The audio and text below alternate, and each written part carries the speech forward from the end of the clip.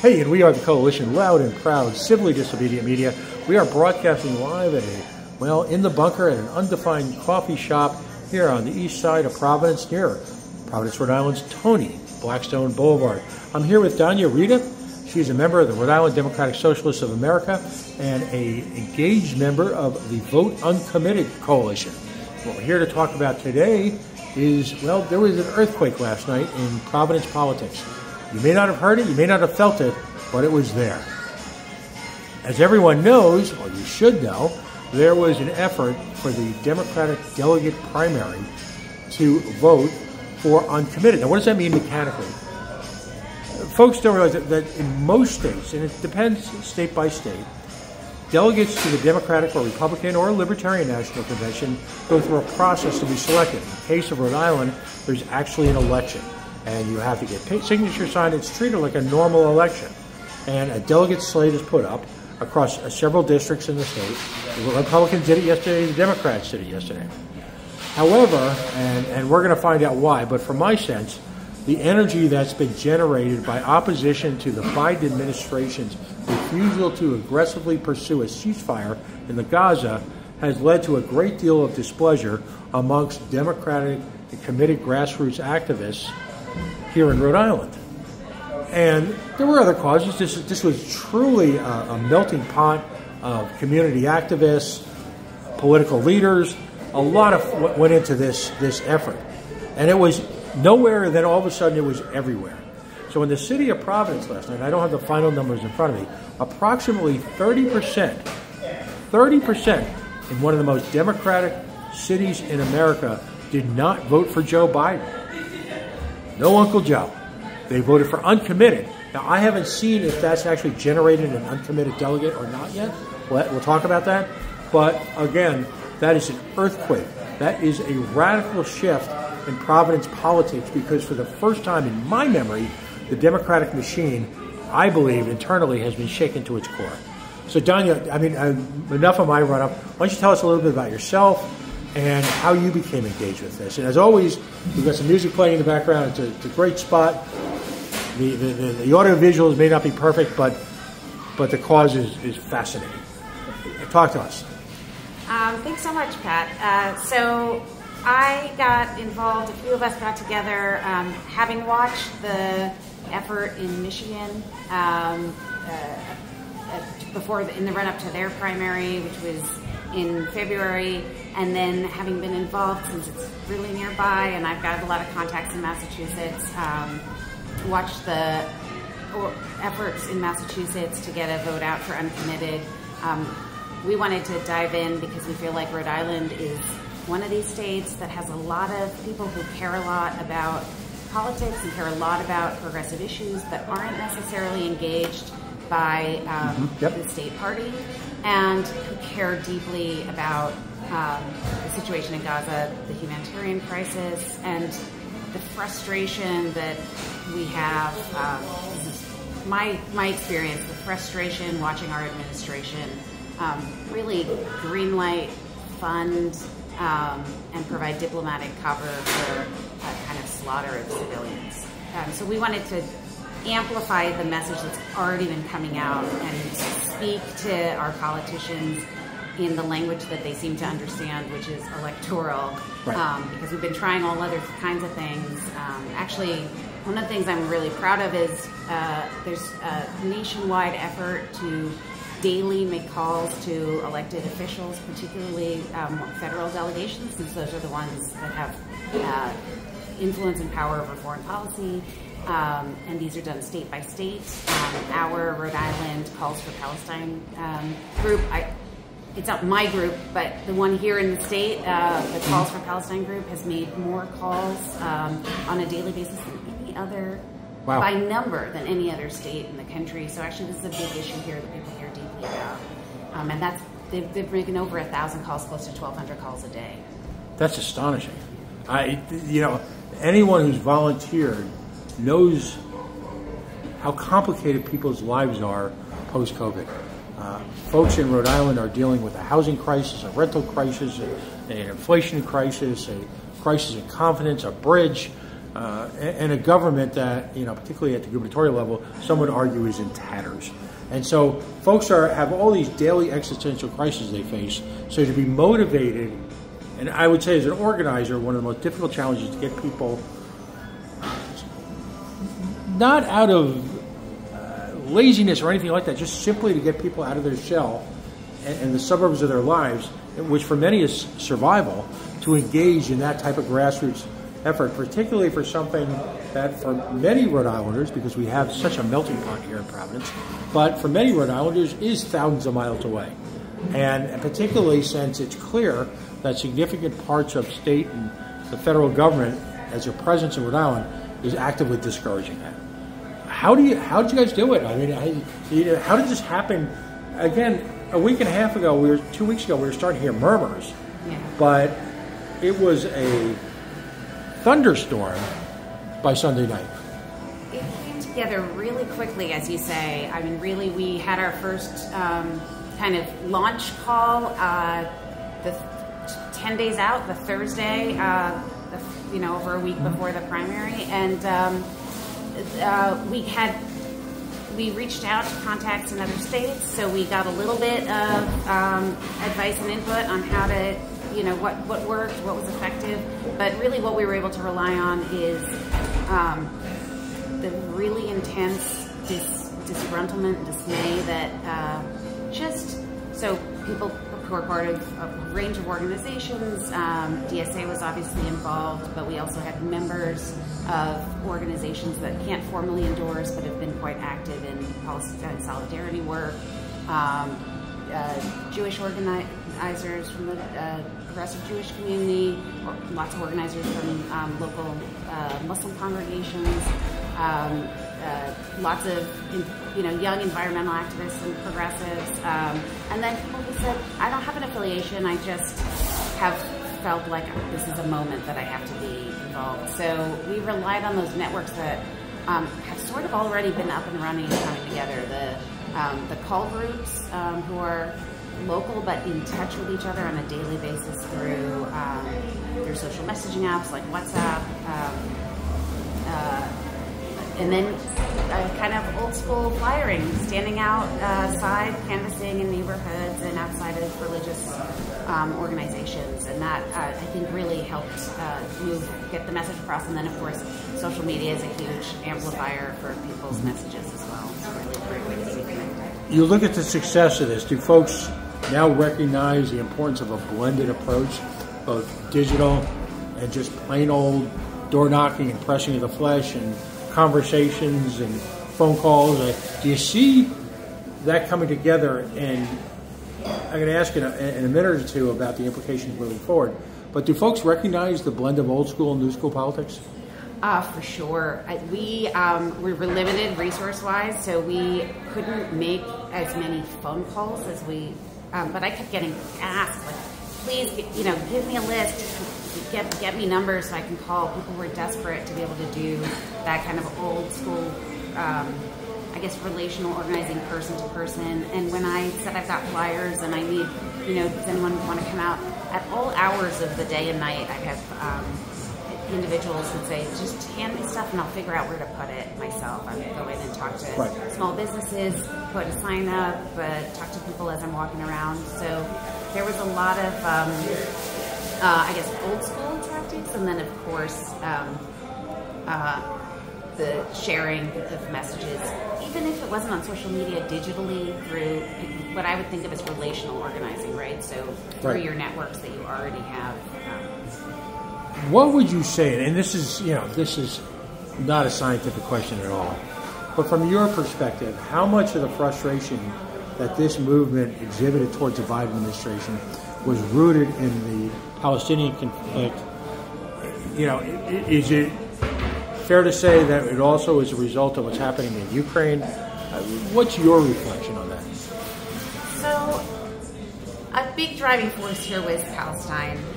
There were definitely a lot of volunteers who came to this effort and even have come to kind of an involvement in politics because they're just moved by the images they're seeing coming out of the Gaza Strip and the kind of political education they're getting about U.S. foreign policy and the history of the region in that sense. However, I think that disgruntlement is building off of something we've seen for a while now, for years, from kind of leading into the pandemic, and even before that in the kind of very populist-oriented elections of 2020 and 2016. Mm-hmm. So I think there's some frustration that, we're right here in Providence, our bridges are crumbling, right? And we had a bridge collapse, dramatic bridge collapse down in Baltimore last week, and we're being told it'll be years and years.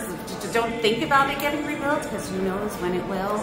And meanwhile, we're watching our Congress line up to send billions and billions, hand over fist, overseas, and we're told that that's what will save us. That's what saves us from.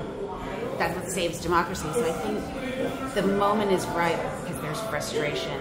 I will say personally, the war in Ukraine, the kind of U.S. agitation for that war and the continued funding of it, which I think is a travesty and is not a way of standing in solidarity with the Ukrainian people, because it places them in harm's way and helps to destroy their cities. And diplomacy would have been really helpful, right from the jump. That's a big part of my dismay at this administration. There's an old saying that stems from the Vietnam War: in order to save the village, we had to burn it.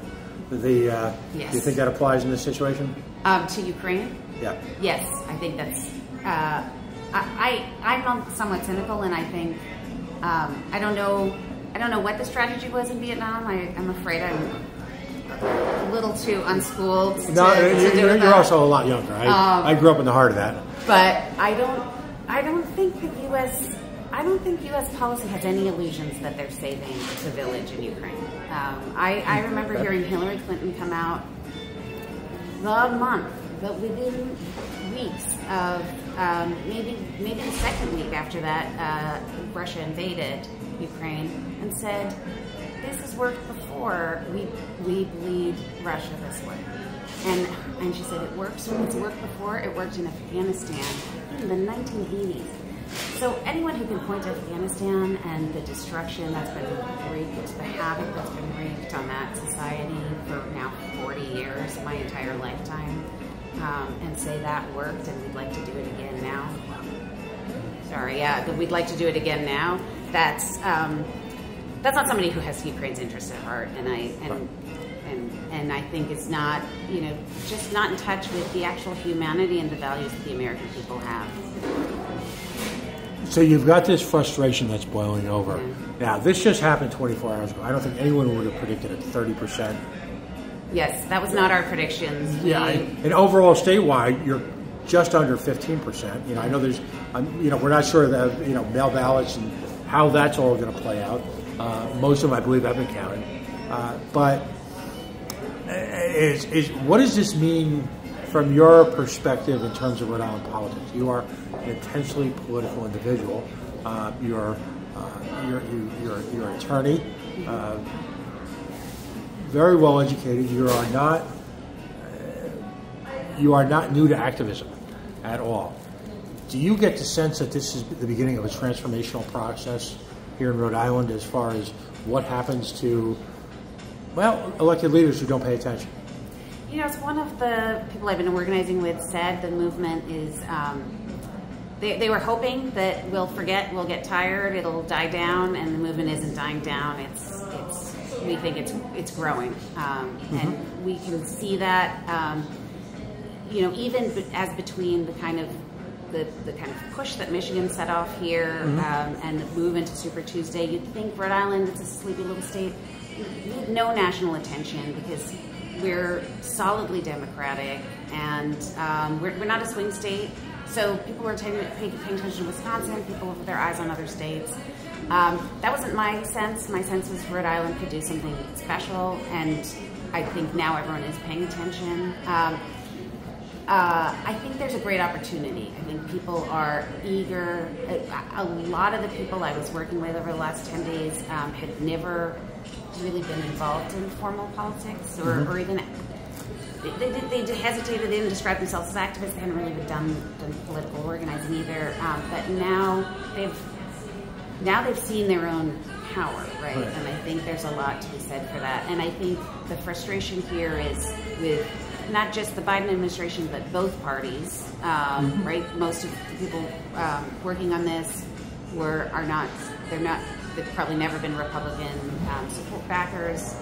That's a safe bet in Rhode Island, and particularly in Providence. But the frustration is that those parties seem allied, particularly when it comes to foreign policy, and we think there's an opening to try to push for a break because these parties don't represent us. Well, in my neck of the woods, we call them the duopoly. All the cliches are out there. Different sides of the same coin, and you can descend down there a hill from there with the rhetoric pretty rapidly. But it's clear that in America, Jerry Seinfeld used to have a skit. He called it "Rooting for Laundry," and he talked about Johnny Damon, a Red Sox player who was beloved in New England, then went to the New York Yankees, and then loathed. And it's clear that we're rooting for laundry, and ultimately, it appears that if one party has a style difference, it's for political gain. Would you? Effectively, people fall in and they're rooting for laundry. Do you think that's a fair statement?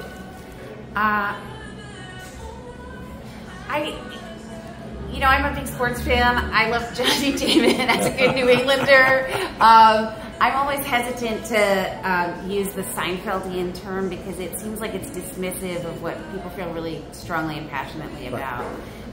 But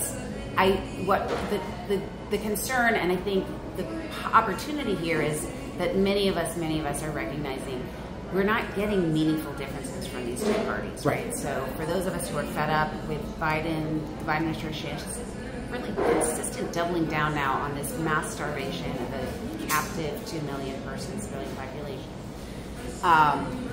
We don't have any illusions that if Biden loses and we get the Republican candidate in, that's going to be a more humane, a change in foreign policy. It doesn't matter which one of the parties we get the same foreign policy. We get a lot of the same stuff on the domestic issues that really matter in terms of what the budget priorities are. So and who gets rich. So I'm optimistic that we've built some networks, we've built some communication channels on which we can start to build and think about how to build the alternative we want. You're out here speaking as a representative of the Democratic Socialists, but at the same time you're a member. And the DSA in this state has been very active, particularly in the last 2 years, in terms of having political events, staging protests, engaging on a variety of complicated issues. Just a few short weeks ago, it was a discussion in front of the City of Providence City Hall about medical debt.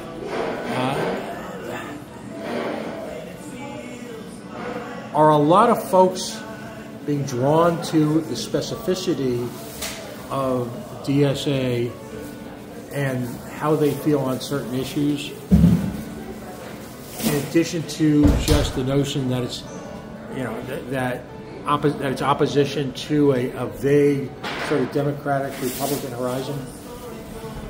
Okay, that's a great question. I think if I understand it, the question is there, right, DSA has a message, right? We're offering something, right, which is a vision for what that future is that we build, right? It's not just we want an alternative, but we want an alternative. We want representation, we want a government, we want a party that represents the interests of workers and working class people. The kind of average American who is going to struggle with medical debt is not benefiting from money sent overseas, is relying on public services to fund to school, to be able to send their kids to school, to be able to get to work in the morning. And I think this coalition that came together is a broad spectrum of political positions, but I think that solidarity work has that great potential where you learn from each other about what people's different priorities are, and I think we don't do it instrumentally. We care strongly about this issue. I care in a very personal way about Palestine and the Middle East. I have family who end up getting displaced as a result of these incursions. But I think, when you sincerely engage like that, that does help spread the message and builds allies and believers as well. Folks, if you're just joining us, we're here with Danya Reda. She's a member of the Rhode Island Democratic Socialists of America. As it pertains to this conversation, she was a prominent organizer with the Vote Uncommitted coalition. I guess two quick final questions, and we appreciate your time. The first one is, have you had, and this just happened 20 hours ago, have you heard of any reaction from establishment Democratic Rhode Island other than the usual press releases that are out there that are congratulating Joe Biden on his not so overwhelming win in Rhode Island? And the other question I would ask you is, moving forward, does this newish coalition that's emerged, do you think it's got sea legs for the upcoming election? Great. I'm going to start with the second question first. Just this morning, one of the volunteers with us over the last week and a half said she feels like this is the most meaningful vote she's ever cast. Wow. And okay, that's impressive. In our channels, asking each other when we need to start strategizing for how to build on this, to keep the pressure on, and to make something of it. So I think it does have sea legs. I am really eager to figure out what steps we take next to keep building together. And in terms of the Democratic Party and our democratic machine here, I think it's really instructive that I know informally that in many states the Democratic Party worked to try to get turnout up to make sure that our percentages didn't look great on the uncommitted front once they realized there was this push. And we didn't really have a lot of, in Rhode Island, they didn't have a ton of success getting that voter turnout out. Right. So I think they have been worried, and Uncommitted is a thorn in the side. I know that we had a lot of trouble getting mainstream press outlets to cover our kind of press and our events. Right. So I imagine this is not welcome, but we welcome the opportunity to keep pushing for representation, which I think many Rhode Islanders don't feel like they have right now, either in the State House or more particularly in Congress.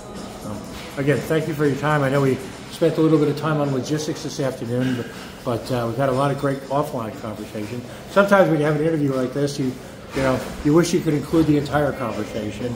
But I appreciate your time, and I look forward to hearing about future events that either come out of DSA, some legislation that might impact DSA that's in the halls of our State House right now, as well as just a continuing sense of adventure with regard. We've got a presidential election coming up, if anyone somehow hasn't noticed. And I'll leave with this thought. It's pretty clear to me, as I'll call myself a veteran political observer in the state, that things change. And this isn't going to be quite the easy path I think establishment Democrats thought they were going to have in the run-up to November, both on a national level, but also as a result of this on a state and local level. So I wish you nothing but the best, and let's keep in touch. Thanks so much. I really appreciate it.